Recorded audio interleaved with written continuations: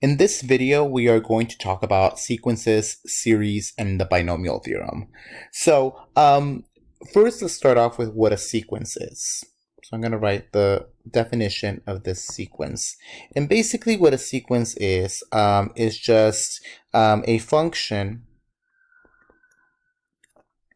whose domain is the counting numbers. So that's basically what a sequence is. A function whose domain is the counting numbers. So before I give you the function itself, let me give you an example of a sequence. So something like 2, 4, 6, 8, 10 continues on. This is a sequence of numbers because you can see that there's a pattern that's being acted here. Here, in order for me to go from 2 to 4, I have to add 2. In order for me to go to 4 to 6, I have to add 2. And notice that I have to continuously add 2 for me to get to the next number. So this is a sequence of numbers. We can easily figure out what the formula for this function will be. And basically, if you think about it, it would just be 2 times x. Okay, and here the domain is going to be the counting numbers. So for example, x can only be values 1, 2, 3, 4, 5, and so on. So basically, we're only looking at numbers that are whole numbers. So why does this formula work? How did I come up with the formula? Well, if I plug in 1 into x, 2 times 1 is going to give me 2. That's how I got 2. Then I plug in the 2 into x. 2 times 2 is going to give me 4, which is what we have. Plug in the 3. 2 times 3 is going to give me 6. That's how I got that 6. So notice that this formula actually works for every value of x. And x here, remember, x is the domain. It's all the counting numbers, 1, 2, 3, so on and so forth. Now, when we're talking about sequences, we don't really write f of x. We have a much fancier notation, a sub n. So whenever you see a sub n, and I'll write it right here, a sub n, what this basically means is just that you're talking about a sequence of numbers. Because remember, a function can take in values that are fractions and decimals, but a sub n is just a new notation that we're going to write to symbolize that this is a sequence. And the way that we're going to write it is a sub n equals 2n. Okay, and this is what we're going to call the general term. So this is basically a formula for this sequence of numbers. Okay, now when I plug in each individual number, so for example, we know that a sub n equals 2n. Well, usually the way that we do it is that we start with the first number, n equals 1. So I'm going to plug it in. I'm going to plug in 1 wherever I see an n. So there's an n there. So a1 is equal to 2 times 1. This equals to 2. This is what we're going to call my first term. So 2 is my first term. N equals 2 is going to give me my second term. So I'm going to plug in 2 in there. A2 equals 2 times 2, which gives me 4. 4 is my second term. N equals 3. I'm going to plug in A3 equals 2 times 3. Oops, that's wrong. 2 times 3, which gives me 6. 6 in this case is my third term. And so on and so forth. So n equals 1, n equals 2, n equals 3 determines the number of term, or what the term is at that particular n value. Okay, and then we can go to the nth term when you have just a n. And this is what we're going to call the general term, which is just 2n. Okay? All right, so what we're going to try to do is that we're going to let's try to figure out some terms for some general formulas. So here's my example. So write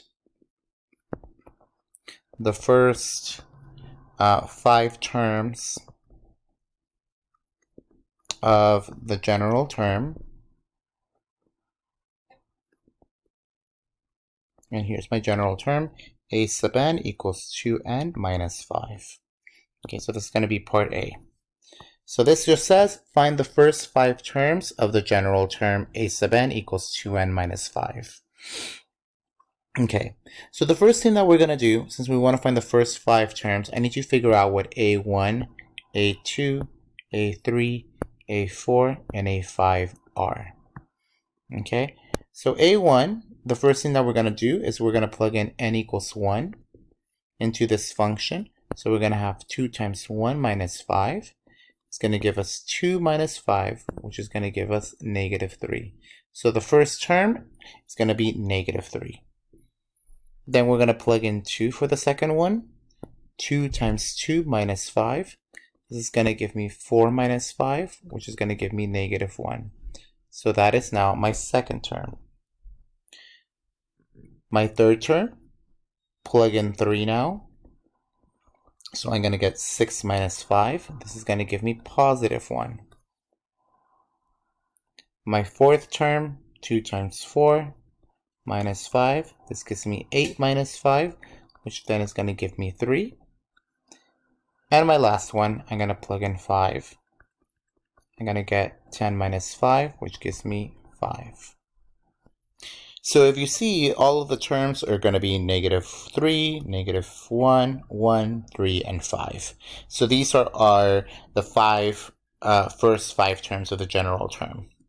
Okay, so let's do another problem. So let's say now we have a sub n is equal to negative 1 to the power of m to the times 2n. Okay, so the first thing that we're going to do, let's figure out the first term. So I'm going to take negative 1. I'm going to plug in 1 to n. Negative 1 to the power of 1 is going to give me negative 1 times 2 is going to give me negative 2. So that is my first term. A2 is going to be negative 1 squared times 2 times 2. This negative 1 squared is just going to give me a positive 1 times 2 gives me 4. It's going to give me a positive 4. A3 is going to be negative 1 to the third power, 2 times 3.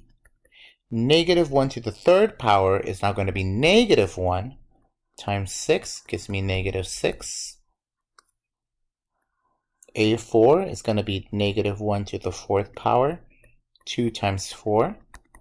That's going to give me a positive 1 times 8. So this gives me 8. And then finally, A5 is going to be negative 1 to the fifth power, 2 times 5.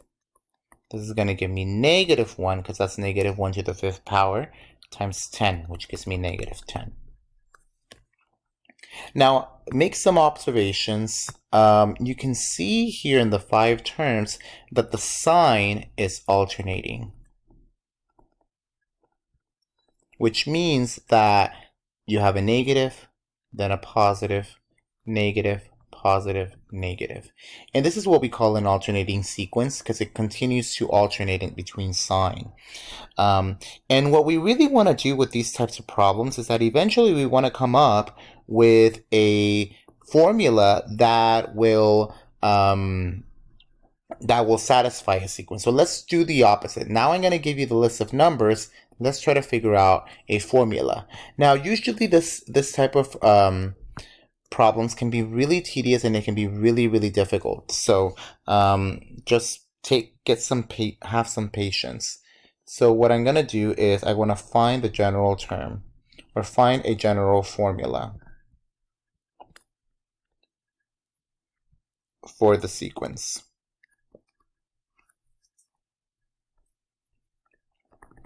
Okay, so let's say we have 2, negative 4, 8, negative 16, 32, and so on and so forth. Okay. So what would this be? Well, one of the things that you can do is I usually will say that this is going to be n equals 1, because that's the first term. This is n equals 2, n equals 3, n equals 4, and n equals 5. Now, the first thing that I notice is that there's positive and negative terms. Here I have a positive term and a negative, positive, negative, positive. So it's alternating, which is very similar to here. And the thing that made it alternate was this -1 to the n power. Now, if we look at this, this one started off with a negative. Okay, here it starts off with a positive. So I know that the general sequence a sub n is going to have a -1 to the power of n. Now, if I plug in 1 in here, I'm going to get -1 to the first power, which makes it negative. But I have this positive. So how can I make this be positive?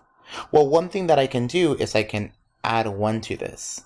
Because what happens is that when I plug in 1 in here, I'm going to get 1 plus 1, which gives me 2. -1 squared is going to give me a positive. So I added an extra 1 to make sure that I go 1 over so that I can make it negative.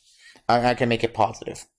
Now, what's going on with these values? So I have a 2, then a 4, then an 8, then a 16, then a 32.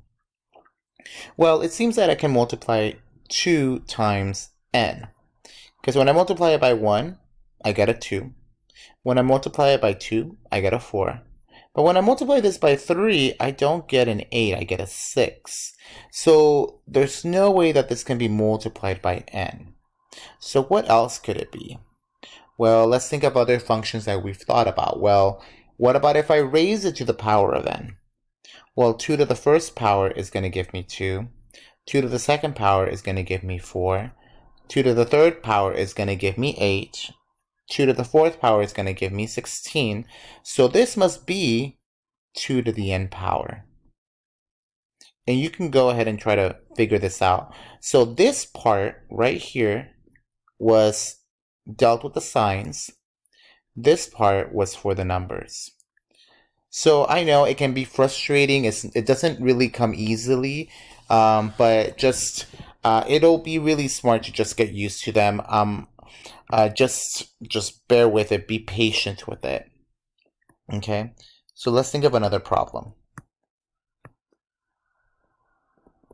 So let's say we had 1 over 2, 1 over 4, 1 over 8, 1 over 16, 1 over 32. So we still want to find a general formula, a sub n. Well, one of the things that you can do is we can see that this pattern, 2, 4, 8, 16, 32, is basically the same pattern that we had here, 2, 4, 8, 16, 32. And that happens in the denominator. So in the denominator, you're going to have that 2 to the n power, because that's what we figured out. That 2 to the n power gave me this type of sequence. Now, what's happening in the top? Well, in the top, nothing really is happening. You just have a 1. So it's just going to be a 1 there. Okay, and that's basically all it is. Okay, now let's do this problem. Let's do -1 over 2, 2 over 3, 3 over 4, 4 over 5, and then -6 over 7. So why don't you try this out, see what you get, and then we'll do it in a little bit. So, just a couple things that you see. The first thing is that the signs are alternating. So you have a negative, a positive, a negative, a positive, and then a negative. So you know that you should have a -1 to the n power. Now, do I have to add 1? Well, before we added 1 because it started off with a positive value. This time it's starting off with a negative value. So I should just leave it because -1 to the first power is going to be negatives, which is what I want. So let's just look at this. This is negative, n equals 1, n equals 2, n equals 3, n equals 4, n equals 5, and so on. Oops. Let me fix this. This should actually be a 5 over 6, or else it will not work. Okay, so now how do we fix this? Here you have a 1/2, a 2/3, 3/4, 4/5, and 5/6. So let's look at what's going on in the numerator.